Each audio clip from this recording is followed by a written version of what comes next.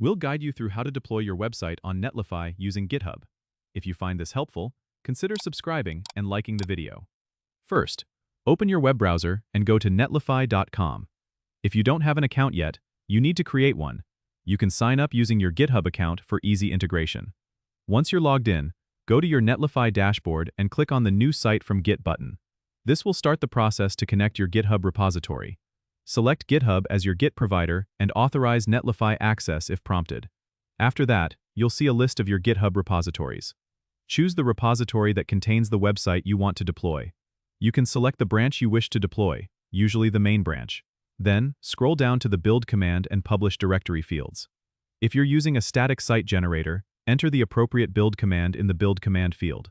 For most simple static sites, you can leave it blank. In the publish directory field, enter the folder that contains your built site files, like dist or build. If you're unsure, check your project's documentation. Once you've set this up, click on the Deploy Site button. Netlify will now build and deploy your site, which might take a few moments. Once it's done, you'll get a live URL where you can view your website.